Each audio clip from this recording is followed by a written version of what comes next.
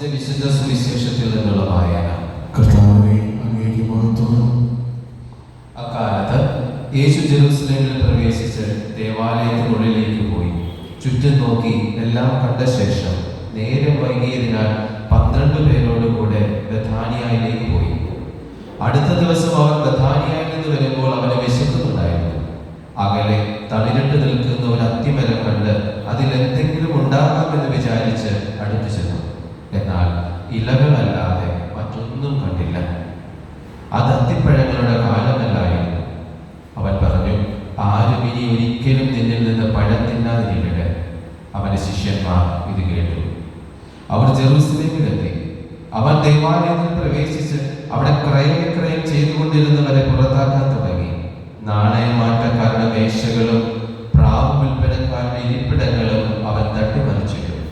ദേവാലയത്തിലൂടെ പാത്രങ്ങൾ ചുമന്നുകൊണ്ടു പോകാൻ ആരെയും അവൻ അനുവദിച്ചില്ല. അവൻ അവരെ പഠിപ്പിച്ചു. എന്റെ ഭവനം എല്ലാ ജനതകൾക്കുമുള്ള പ്രാർത്ഥനാലയം എന്ന് വിളിക്കപ്പെടും എന്ന് എഴുതപ്പെട്ടിട്ടില്ലേ? നിങ്ങൾ അതിനെ കവർച്ചക്കാരുടെ ഗുഹയാക്കി തീർത്തിരിക്കുന്നു.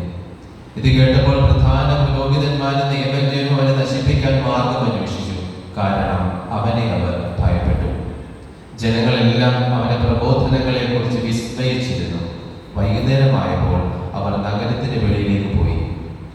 അവർ രാവിലെ അത്തിമരത്തിന് സമീപത്തുകൂടെ കടന്നു പോകുമ്പോൾ അത് സമൂലം ഉണങ്ങിപ്പോയിരിക്കുന്നത് കണ്ടു. അപ്പോൾ പത്രോസ് അവനെ അനുസ്മരിപ്പിച്ചു, ഗുരു, നോക്കൂ, നീ ശപിച്ച അത്തിമരം ഉണങ്ങിപ്പോയിരിക്കുന്നു. യേശു പ്രതിവചിച്ചു, ദൈവത്തിൽ വിശ്വസിക്കുക. സത്യമായി ഞാൻ നിങ്ങളോട് പറയുന്നു, ആരെങ്കിലും ഈ മലയോട് ഇവിടെ നിന്ന് മാറി കടലിൽ ചെന്ന് വീഴുക എന്ന് പറയുകയും ഹൃദയത്തിൽ ശങ്കിക്കാതെ താൻ പറയുന്നത് സംഭവിക്കുമെന്ന് വിശ്വസിക്കുകയും ചെയ്താൽ അവന് അത് സാധിച്ചു കിട്ടും. അതിനാൽ ഞാൻ പറയുന്നു, പ്രാർത്ഥിക്കുകയും യാചിക്കുകയും ചെയ്യുന്ന എന്തും ലഭിക്കുമെന്ന് വിശ്വസിക്കുവേ. നിങ്ങൾക്ക് ലഭിക്കുക തന്നെ ചെയ്യും. നിങ്ങൾ പ്രാർത്ഥിക്കുമ്പോൾ നിങ്ങൾക്ക് ആരോടെങ്കിലും എന്തെങ്കിലും വിരോധമുണ്ടെങ്കിൽ അത് ക്ഷമിക്കുവേ.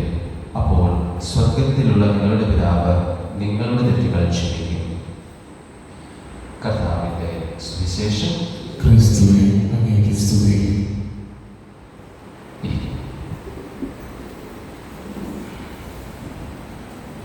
ക്രിസ്തുവിൽ സ്നേഹമുള്ളവരെ, ഇന്ന് തിരുസഭ മാതാവ് നമ്മുടെ വിചിന്തനത്തിനായി തന്നിരിക്കുന്ന വചന ഭാഗം മാർക്കോസിന്റെ സുവിശേഷം 11